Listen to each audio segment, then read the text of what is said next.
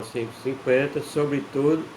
Alô pessoal, vou falar sobre a Copa do Mundo de 1950, sobretudo a decisão entre Brasil e Uruguai, que entraram em campo às 14h55. Então hoje, 16 de julho de 1950, o jogo já tinha começado, tá certo? Então era um jogo que praticamente ninguém dava como dúvida que o Brasil iria ser campeão mundial de futebol pela primeira vez, tá? Eu nasci em 1953, lá em Guaraciaba do Norte, e vi as histórias dos mais antigos sobre esse jogo, sobre essa Copa, e isso ficou na minha mente. Depois eu passei a acompanhar o futebol e até jogar como amador também, tá certo? E acompanhar todas as Copas do Mundo. Vocês estão vendo aqui, o Brasil já foi pentacampeão do mundo. Mas aquele jogo ficou na nossa memória, porque vários elementos, vários fatores contribuíram para que os jogadores que praticamente já seriam campeão perdessem o jogo, tá certo?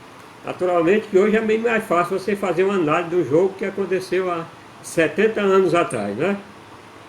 Mas é enigmático você falar sobre esse jogo, porque foi a partir da lição da Copa de 50 que nós perdemos, depois de 54 que perdemos novamente, e a partir de 58, que essas lições serviram para que nós tornássemos o maior campeão mundial de futebol. Bem, sobre a Copa.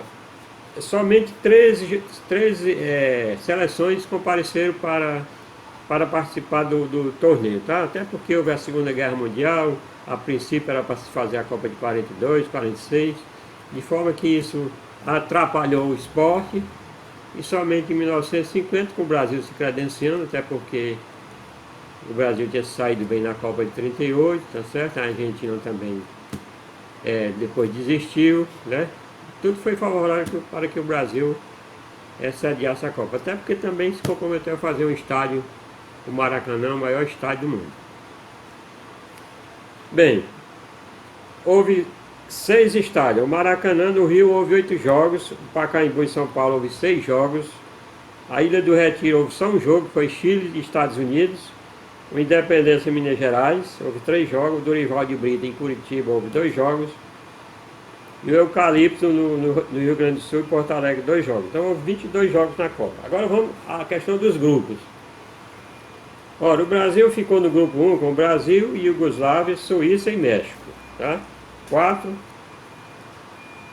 no primeiro grupo. O grupo 2, Inglaterra, Espanha, Estados Unidos e Chile, tá? Interessante notar, nesse grupo aqui, os Estados Unidos bateu a Inglaterra por 1-0 lá na Independência, em Minas Gerais. E esse jogo foi histórico, inclusive os americanos fizeram até um filme sobre esse jogo, tá? Até porque a Inglaterra não participava da Copa do Mundo porque ela se considerava que era o melhor futebol do mundo e a Copa do Mundo para ela ficava em segundo lugar. Mas ela se deu mal no primeiro torneio que participou. O grupo 3 tinha apenas três seleções, a Itália, a Suécia e o Paraguai. Finalmente a Suécia saiu vencedora do grupo. E a Itália, que era campeã de 34 e 38, naquelas 2 seleções do Vittorio Pozzo. Aí você diz, pô, mas como é que a Itália saiu tão mal nesse campeonato? Porque a Itália, a base da Itália é o Torino. E o Torino sofreu um acidente em 1949, em maio, que o avião caiu e morreu todos os jogadores. Então praticamente dizimou a boa seleção da Itália que veio para a Copa, tá? E o grupo 4 é o mais interessante, só ficou o Uruguai. Vejam bem, o Uruguai. Pessoal, o Uruguai, na época, não sei qual era o conhecimento da comissão técnica, da imprensa sobre a questão do Uruguai, mas o Uruguai já era campeão da Olimpíada de 24 na França, de 28 na Holanda, tá? E foi o campeão de 30, tá certo? Então esse time que jogou contra o Brasil já era praticamente tricampeão mundial, porque as Olimpíadas era como se fosse a disputa da Copa do Mundo. Enquanto não se fizesse a Copa do Mundo, era a Olimpíada que as seleções se enfrentavam, tá certo? E ademais, só para dar uma ideia para vocês da força da seleção do Uruguai, eu fiz um levantamento aqui, olha, para vocês verem. Na época, em 1950, a Argentina tinha 9 títulos, o Brasil tinha 3, o Brasil venceu 1919, 1922 e 1949, apenas 3 títulos, 3 títulos e o Uruguai tinha 8 títulos. Então vocês veem a diferença de ranking das seleções que disputavam o Mundial. Tá? Agora, por que o Brasil, digamos, foi logo dizer que eram favoritos imbatíveis para aquele jogo? Em primeiro lugar, porque tinha, nos últimos 2 jogos tinha batido a Suécia por 7-1 e a Espanha por 6-1. Então, quer dizer, nos últimos 2 jogos já tinha feito 13 gols. Então, praticamente o time seria imbatível na última, até porque o Uruguai também passou com dificuldade para os seus adversários. Tá? Agora, veja aqui. No grupo 1, o Brasil enfrentou o México, ganhou 4-0, depois empatou com a Suíça, tá? E ganhou da Iugoslávia por 2-0. Mas quando o Brasil foi jogar contra a Iugoslávia, o Brasil correu o risco de ser desclassificado aí na primeira fase da Copa. Por quê? Porque a Iugoslávia tinha ganho de 3-0 da Suíça, tinha batido o México por 4-1, tá? Já estava com 4 pontos.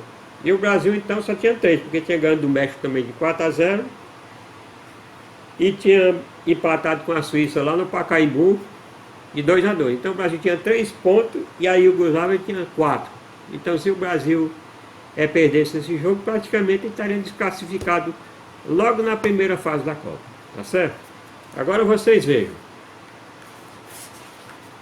o regulamento. O grupo 4 da Copa tinha só Uruguai e Bolívia. Ora, uma seleção fraca com uma seleção praticamente que era tricampeão do mundo. O Uruguai bateu a Bolívia por 8-0. Quer dizer, só fez um jogo e já passou para a fase final do campeonato, da Copa. Enquanto o Brasil teve que enfrentar o México, teve que enfrentar a Suíça, que empatou, e depois venceu a Iugoslávia. Aí foi para a fase final, tá certo? Bem, outra coisa importante também dizer para vocês é o seguinte: vocês sabem que na Copa do Mundo aqui havia aquela Copa das Confederações, não é isso? Então, sempre o time que era favorito ganhava a Copa das Confederações, como o Brasil ganhou aqui a Copa de 2013, a Copa das Confederações. E foi para a Copa, o que aconteceu? Perdeu a Copa e houve aquele vexame de 7-1, que eu me recuso até a falar. Eu vou analisar esse jogo aqui, que o Brasil perdeu, mas que tinha todas as condições de vencer. Tá certo? Então, vamos ver os fatores. Outra coisa interessante também que eu vou dizer para vocês é a questão das fontes de consulta. Olha, antes de 50, você tinha entre as forças do sul-americano aqui, você tinha Argentina, Uruguai, Argentina, Brasil, Paraguai também. Mas também existiu 3 Copas. Era a Copa Roca, que o Brasil fazia somente com a Argentina. A Copa Oswaldo Cruz, que o Brasil fazia apenas com o Paraguai. E a Copa Rio Branco, que o Brasil fazia contra o Uruguai. Então, um mês mais ou menos antes da Copa, o Brasil estava fazendo essas 2 Copas. Tá aqui, tá desse livro aqui, olha. Todos os jogos da Copa do Mundo. Aqui tem jogo de 1914, mais ou menos até 2006, 2007, por aí. E eu consultando aqui para verificar essa Copa, veja bem. 13/5 de 1950, 13 de maio, Brasil 3, Paraguai 3. Essa Copa Oswaldo Cruz. Aí no dia 14, Copa Rio Branco. Brasil 3-2 no Uruguai. Segundo jogo. No dia 18, Brasil 1-0 no Uruguai. Mas essa Copa aqui, nesse livro, está o segundo e o terceiro jogo da Copa Rio Branco. Onde é que está o primeiro? Bem, eu lendo as outras fontes de consulta, tá? Essa daqui que é do Max Gehring, que ele lançou várias revistas da Copa de 30 até a Copa de 1970, foi que eu verifiquei que o primeiro jogo foi 4 dias antes, mais ou menos, o Uruguai bateu o Brasil lá no Pacaembu de 4-3. Tá? Então você vê, uma fonte de consulta que falta o jogo, dizendo que tem todas as Copas do Mundo, não tem todos os jogos. Eu fui pesquisar nas outras. E também existe um livro aqui, olha, Maracanaço. Maracanaço, a história secreta da euforia ao silêncio de uma nação, do Atílio Garrido. Esse é um jornalista uruguaio que fez a pesquisa da Copa e fez também vamos dizer, uma elucidação de várias questões em relação ao jogo, em relação à Copa, justamente aquilo que eu já falei com o ranking do Uruguai em relação ao Brasil e às outras seleções na época, que muitas vezes os livros aqui nossos não falam. Então foi através de lendo tanto a literatura nossa, interna, como a literatura também estrangeira, que eu cheguei a várias conclusões sobre essa Copa e sobre esse jogo, esse enigmático jogo, tá? Inclusive tem essa outra também aqui, que é da Celeste Olímpica, que é o livro que fala sobre a seleção do Uruguai da Copa de 30, né? É muito interessante para você. E esse livro também aqui do Genetão Moraes Neto, que ele entrevistou todos os jogadores da Copa de 50. Em 1986, ó, os 11 jogadores revelam o segredo da maior tragédia do futebol brasileiro. Então ele levou os jogadores, tá aqui, todos eles, ó, para o Maracanã, essa borda aqui é de 1986, e conversou com todos eles. Cada um deu entrevista para o Genetão Moraes Neto, né? Que inclusive eu assisti, mas inclusive até já falecido, mas deixou essa obra aqui espetacular sobre a Copa de 50. E esse outro livro também aqui, que é do jornalista Roberto Mulaes, que é só sobre o Barbosa, que foi o goleiro da seleção de 50, que ele conta toda a questão do jogo, da concentração dos jogos que o Brasil teve naquela Copa. Um gol silencia o Brasil, tá certo? E esse também aqui também do Max Gehring, tá? Também sobre as Copas, até de 2006, 1930, né? E que ele também fala da Copa de 50, tá? Bem, agora vamos para o dia do jogo, tá certo? Todo mundo, a imprensa, inclusive a imprensa, muitos jornais, e o Mundo era um jornal da época, colocou o Brasil logo como ex os campeões do mundo, né? A imprensa. E teve um fato interessante também, à época, foi relativamente à mudança da concentração do Brasil, que o Brasil ficava concentrado lá em Joá, na Casa dos Arcos, que era um ponto afastado do centro do Rio de Janeiro, e os jogadores ficavam tranquilos lá, né? Quer dizer, ninguém invadia, eles só saiu para o treino, então para o jogo. E antes da decisão final, que foi 16 de julho, eles levaram o jogador para a concentração do Vasco da Gama em São Januário, tá? Então, os jogadores, sobretudo o próprio Barbosa, como ele dá o depoimento do livro, o Zizinho, atacante, né? E o Ademir, ele diz o seguinte: virou um inferno aquela concentração, né? Virou um inferno. Por quê? Porque era época de eleição. O Getúlio Vargas foi candidato, mas não se meteu na seleção. Mas tinha um outro candidato do PSD, que era o Cristiano Machado, e os que eram, digamos, favoráveis a ele para a eleição, invadiram a concentração para falar sobre política, discurso e mais discurso. E no dia do jogo, pela manhã, os jogadores tiveram que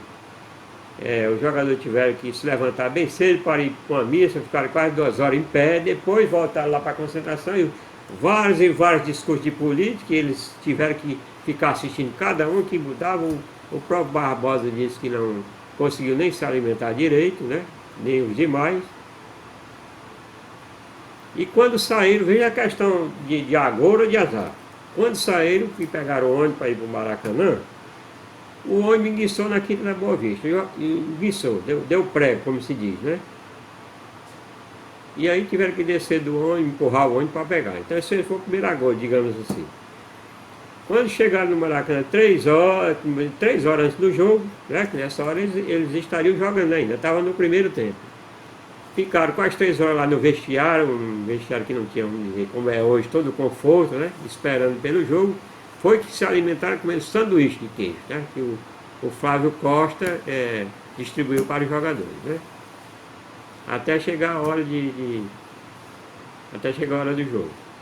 Muito bem, ainda tem mais uma coisa interessante, é que quando começou o jogo, o Barbosa contra o Luve, que olhou para a bandeira brasileira, a bandeira estava de cabeça para baixo. Se isso for agora ou não, eu não sei, mas ele fala. E também o Brasil perdeu o tosse. Você sabe o que é o tosse, né? Quando o juiz joga aquela moeda para cima e vê qual é o campo que vai jogar. Pois o Brasil perdeu, o Uruguai escolheu o campo que ia jogar. Tá certo? Bem, enquanto isso, todos esses problemas da seleção brasileira, que não dormiram direito, que não se alimentaram, que foram para trás, que o ônibus guiçou, e tudo isso, os uruguaios que só tinham feito um jogo, tá? Para depois enfrentar. Antes de começar o jogo, eu ia esquecendo de uma coisa, certo? O Brasil tá aqui o jogo da finais, ó. Brasil 7-1 na Suécia. Brasil 6-1 na Espanha. Quer dizer, o Brasil tinha batido duas seleções europeias por goleada, 7-1 e 6. Esse time seria imbatível. Não poderia perder. Ninguém imaginaria que o Brasil perdesse a final. E o Uruguai? O Uruguai empatou com a Espanha. Tá? E ganhou da Suécia. Quer dizer, empatou com da Suécia. Então, quer dizer, ninguém imaginaria que o Brasil, com um placar desse, fosse perder para a seleção do Uruguai com o ataque maravilhoso que ele vinha vencendo as últimas partidas, né? Agora vamos para o Uruguai. Como foi que o Brasil, com todos esses problemas, o Uruguai estava no Hotel Paysandu, no Flamengo, no Rio de Janeiro, saiu tranquilo. Um detalhe, os jogadores estavam no hotel mais simples, os dirigentes da seleção uruguaia no melhor, viu? Você vê a discriminação que já vem aqui dentro. Muito bem, saíram, chegaram tranquilos. E agora vamos para a questão do capitão do time e o líder do time. O Brasil tinha um capitão que era o Augusto. E o Uruguai tinha um capitão chamado Abdul Varela, que já estava com 32 anos, não queria mais nem vir jogar a Copa, mas veio. E ele, além de ser um grande jogador, foi também um líder em campo. Então veja bem, quando o jogador fosse subir para adentrar o campo, ele disse assim: muchachos, é mais ou menos, rapaz, não olhe para cima, o jogo se dá aqui embaixo. Então primeiro, quem viu o Uruguai de cabeça abaixo na orientação pensou que eles estavam entrando em campo acovardado. Não, foi uma orientação do capitão da equipe, diga, não olhe para, porque o Maracanã estava com 200 mil pessoas, né? Quer dizer, era de assombrar mesmo você entrar num campo daquele com 200 mil pessoas para assistir um jogo, já achando que o Brasil ia ser o campeão, tá? Então depois que tocaram o hino, que começou o jogo, lá nos primeiros 10 minutos, o Bigode, que era o lateral esquerdo do Brasil, aliás, eu vou fazer aqui, pessoal, desculpa, um parênteses, e dizer como era que os times jogavam naquela época, eu esquecendo de escalar o time. Os sistemas táticos, tá? Hoje você vê, tem o 4-5-1, 4-3-2, 3-5-2 e um bocado de esquema. Naquele tempo, as escalações dos times eram eminentemente ofensivas. O sistema ou era a pirâmide, chamada 2-3-5, ou então era o chamado WM, tá? Então o Brasil foi escalado por Barbosa, Augusto e Juvenal. Olha, 2. Bauer, Danilo e Bigode. 3. Friaça, Zizinho, Ademir, Jair, 5. Então 2, 3, 5. Era chamado de pirâmide, né? Se você ligar 2, 3, 5, ligar assim, vai dar justamente uma pirâmide. Ou então ele jogava também no chamado WM, que foi um sistema inventado pelo técnico da Inglaterra chamado Ed Sharp, né, que era treinador do Arsenal, e que ele fez a modificação do jogador. Eu tenho um quadro aqui para mostrar para vocês.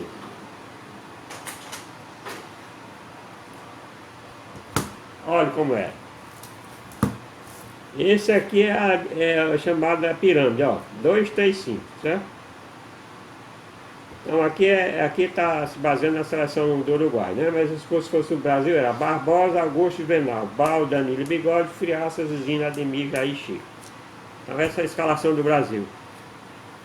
E depois esse treinador aqui da Inglaterra, chamado Herbert Sharp, ele fez o seguinte, olha. Desses três aqui, ele trouxe esse médio mais para a zaga, né? E também os dois atacantes ele recuou. Então esse aqui é o chamado WM, tá? Se você ligar as extremidades do W, vai dar 3. E aqui é a mesma coisa se você ter 3 na defesa. Como eu estava falando sobre os sistemas táticos, né? Que eu mostrei até o quadro. Os times jogavam ou com base na pirâmide, que era o 2-3-5, ou com base no WM, né? E eu esqueci também de falar uma coisa com vocês. Lá no interior, ainda em Guaraciaba, como nós assistimos a seleção jogar lá, a gente falava ainda em inglês as posições dos jogadores. Vejam vocês, o goleiro é goalkeeper, os laterais chamavam half esquerdo, half direito, o jogador de meio de campo era o center half. O centroavante era a gente chama center forward, escanteio, corner, né? Match. Até hoje os jornalistas falam, match treino, né? Jogo treino, etc. Quer dizer, a influência da Inglaterra que criou o futebol, né? Os termos tudo em inglês, digamos assim. E voltando à questão do sistema tático, o WM é como se fosse 3 na defesa, 4 no meio de campo, 2 volantes, 2 meias e 3 atacantes. Tá certo? Agora, quando o jogo começou, logo nos primeiros minutos, isso um livro fala uma coisa, outro fala outra, mas o Atílio Garrett disse que o seguinte, o Bigode, que era um jogador, vamos dizer, viril, que foi aconselhado a não jogar muito forte, ele deu uma falta no Júlio Pérez, atacante do Uruguai. E o Abdul Varela, que era o capitão, chegou nele e passou a mão assim no pescoço dele, uma coisa parecida, e disse, calma muchacho, quer dizer, para o jogador brasileiro não se, quer dizer, jogava menos duro, digamos assim. E isso passou para... Isso foi tomando uma conotação diferente que ficou como se o Bigode tivesse levado um tapa do Abdul Varela e tivesse se acovardado de jogar. Quer dizer, no Copo Livre ele disse que não foi isso que aconteceu. Foi apenas uma jogada mais incisiva que o capitão do Uruguai chamou a atenção dele, né? E no primeiro tempo, realmente o Brasil, apesar de ser mais incisivo, de atacar mais, não conseguiu, vamos dizer, furar o bloqueio da zaga uruguaia. E o primeiro tempo terminou empatado em 0-0. Mas o empate ainda daria, digamos, o título ao Brasil, né? Bastava segurar o empate até o final.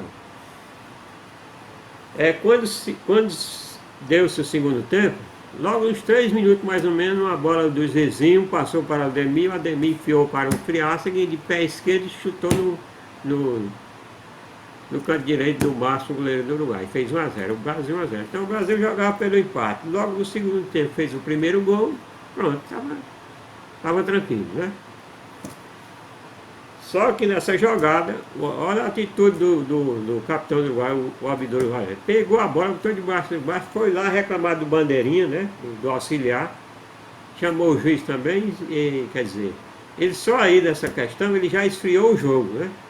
Quer dizer, já tinha chamado a atenção do Bigode no primeiro tempo. Nessa jogada ele também esfriou o jogo, né? E a partir daí eles se fecharam mais ainda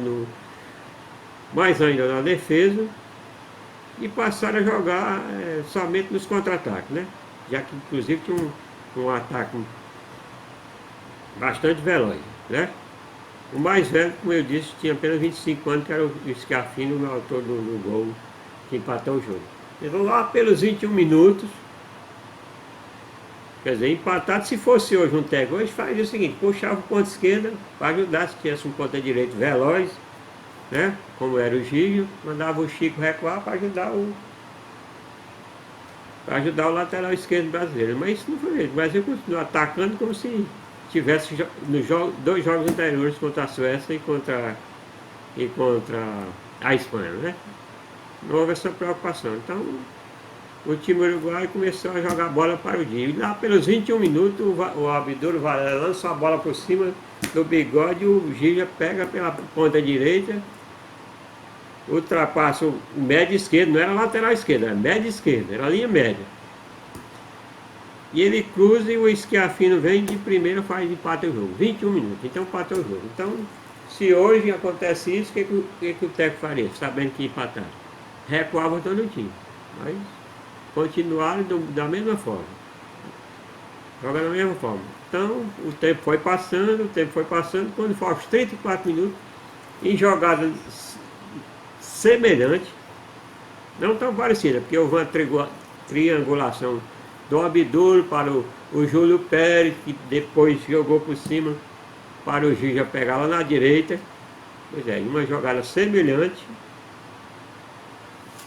o Barbosa, goleiro do Brasil, imaginou, presumiu que o Gija ia fazer a mesma jogada do primeiro gol, ou seja, ia cruzar para os atacantes que vinham chegando, mas o Gija, o que ele fez? O Gija chutou justamente, o Barbosa se afastou um pouquinho da trave esquerda, chutou justamente no local, no único espaço que existia entre a trave, do lado esquerdo, a trave esquerda e o Barbosa.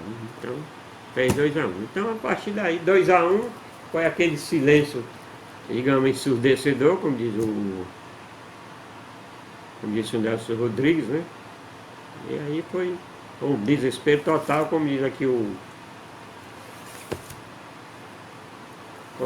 Max Guerra. Em 11 minutos um sonho vira pesadelo. Aqui, ó. Em 11 minutos um sonho vira pesadelo. Então, o que poderia ser uma alegria total, o Brasil chegando no campo, virou realmente um pesadelo. O time continuou atacando, mas não conseguiu porque a defesa do Uruguai estava bem segura. Inclusive, o segundo gol, alguns dos autores aqui falam que o gol de empate contra a Espanha lá em São Paulo foi praticamente semelhante ao segundo gol que o Gija fez contra o Brasil. O Gija fez gol em todas as partidas, né? E o Ademir, que foi o nosso artilheiro, não conseguiu furar, quer dizer, fez 4 gols contra a Suécia, né? Foi o artilheiro da Copa, mas não conseguiu fazer gol na final. Então esse, pessoal, foi esse jogo extraordinário, digamos assim, mas a maior tragédia do Brasil, e que os jogadores, eu não vou nem comparar com aquele 7-1, aquele 7-1 para mim nem existia, eu não vou comentar aquele jogo. Eu comento isso porque os jogadores tinham condições de sair vencedores se não tivesse ocorrido tanto erro da comissão técnica, da imprensa, que já colocou os brasileiros como se fossem os vencedores antes de entrar em campo, né? Quer dizer, não viram o currículo, o ranking do time que eles estavam jogando, porque os uruguaios, você disse, foi bicampeão, mas se você ler o livro, eles consideram tetracampeões do mundo, porque aqueles 2 jogos que houve, a Olimpíada de 24 e de 28, eles se consideram como se fosse a Copa do Mundo, tá certo? E do sul-americano veio 20. O Brasil tinha apenas 3 títulos, de 19, 22, eu tenho até um livro ali do Campeonato Sul-Americano de 19, está ali em cima. E o Uruguai tinha já 8 títulos sul-americanos, né? O Brasil só tinha 3. Então, se você cotejasse os dois currículos, quem era que tinha mais condições de ganhar, né? Então, se nós não ganhamos, foi por quê? Foi, digamos, não vou dizer irresponsabilidade, mas inexperiência da comissão técnica, que não devia ter tirado o time lá do Joá, lá da Casa dos Arcos, e levado o time para São Januário, para aquela confusão toda, aquele inferno, como diz os jogadores, né? O Zizinho, o Barbosa e o próprio Ademir, que dão esse depoimento para o Genetão Moraes Neto. Então é uma coisa lamentável, e eu estou fazendo esse vídeo aqui justamente para homenagear esses jogadores e as suas famílias, né? Porque você já me imaginou o que eles passaram depois de perder a Copa, o que as suas famílias não passariam, e hoje com essa polarização que existe hoje aqui no Brasil, o que as famílias dele não iriam passar, né? Então é uma homenagem que eu estou fazendo a todos eles e às suas famílias. E foi a partir daí da lição de 1950 e depois de 1954 que o Brasil também perdeu, foi batido pela Hungria. E somente a partir da Copa de 58 que nós organizamos fora e dentro de campo e começamos a ganhar os títulos, né? E para encerrar, eu vou mostrar aqui que cada um jogador disse para o Gineton. Eu tenho um quadro aqui que eu vou mostrar para vocês, tá?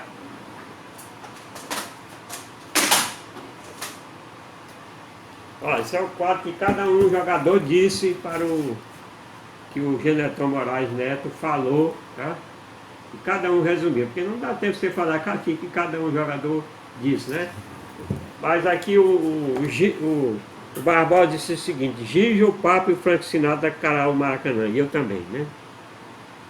O Augusto disse que era o capitão do Brasil: eu seria o primeiro brasileiro a levantar a taça, mas tudo é sonho. O Juvenal disse: não é possível que o Brasil não tenha feito o gol de empate. O Bauer, né, que disse assim: vim para ser campeão, voltei para São Paulo no chão do trem. O Danilo, que era o meia do Brasil, centro médio, parecia o presidente da República descendo de carro, vaiado, mas era eu chegando em casa depois da derrota. E o Bigode: o que fizeram comigo foi uma covardia, uma injustiça, não levei tapa do capitão do Uruguai. Bigode, era o médio esquerdo. Fiz 1-0 no final da Copa, ali nós já éramos deuses. Freasse, né, que fez o primeiro gol do Brasil. Meu sonho era assim: a gente ainda iria jogar contra o Uruguai, aquilo que aconteceu era mentira. Zizinho. Um menino queria me ver no hospital, passei a noite pensando: eu sou um santo, eu sou Deus. Ademir, foi o artilheiro da Copa. Você sai do campo, atravessa o túnel, chega ao vestiário, tira a roupa e começa a chorar. Jair. Tive um pressentimento estranho. Quando o Brasil entrou em campo, a derrota já estava escrita. Chico, que era o ponto esquerdo. 13. Nem o general Solano Lopes teve de explicar tanta derrota para o Brasil na Guerra do Paraguai. Flávio Costa, o técnico da seleção, né? Tá certo? E para encerrar, pessoal, eu vou mostrar também aqui como eu gosto de futebol, tá? Isso aqui não é a seleção não, viu? Isso aqui sou eu aqui, ó, jogando futebol na década de 80, tá? Eu joguei no time lá em Rondônia, da Receita Federal, da Cefaz, e aqui eu tô, embora eu fosse atacante, estava em pé, porque normalmente os atacantes ficam agachados, né? Só para mostrar também que eu, quando era mais novo, também joguei um pouquinho de futebol amador, digamos assim. Tá? Então, pessoal, para encerrar, eu nunca fiz, nos outros vídeos que eu faço, eu demoro a fazer vídeo, e eu nunca faço assim um apelo: ó, pessoal, vamos acessar o meu canal e tal. Então, agora eu vou fazer. Se vocês gostarem, acesse o canal e divulgue, porque eu sempre faço assim num momento que eu acho que digamos, uma coisa importante, como agora. Hoje eu ouvi o rádio e televisão, ninguém falou nesse jogo. Mas como eu desde criança, como eu disse a vocês, que o Brasil sequer era campeão do mundo, eu vi os mais antigos falando nesse jogo, eu nunca me esqueci. Então, quer dizer, o Brasil foi o vice-campeão, está aqui a seleção, o vice-campeão. Aqui o Uruguai, né? Aqui o símbolo da Copa, né? Todas as seleções aqui na minha do jogador, tá? Mas essa Copa foi fundamental, como eu disse, para reiterar, porque foi a partir daí dos erros, tá? E teve até também uma questão para encerrar, a questão também que hoje se discutiu o racismo, colocar a culpa dos jogadores negros, digamos assim, né? Que era o Bigode e o Barbosa, né? Tanto isso que mais na frente os negros ficaram, vamos dizer, sem muita chance na seleção, mas foi quando que a Copa de 58, né, que o Brasil começou a ganhar os títulos. Pelé e Garrincha, um negro e outro mulato, misturado com índio e tudo, que entraram em campo que o Brasil passou a ser campeão do mundo, não foi assim? Então, quer dizer, o futebol tem digamos, essa aula de ser um esporte que, digamos, todos jogam, é um esporte coletivo, com as regras claras, né? Em que todos jogam, é o pobre, é o rico, é o magro, é o alto, é o baixo, Quer dizer, é um esporte coletivo que tem, até o jogador que faz o gol, ele não faz o gol para si, ele faz o gol para o time, não é isso? Então, daí essa ovação, todo esse, vamos dizer, esse coletivismo que existe no futebol, e por isso que é o esporte mais, digamos, amado do mundo. Então é isso que eu deixo para vocês, e agradeço a quem assistiu o vídeo, quem eventualmente possa se inscrever no canal ou divulgar o vídeo. Muito obrigado.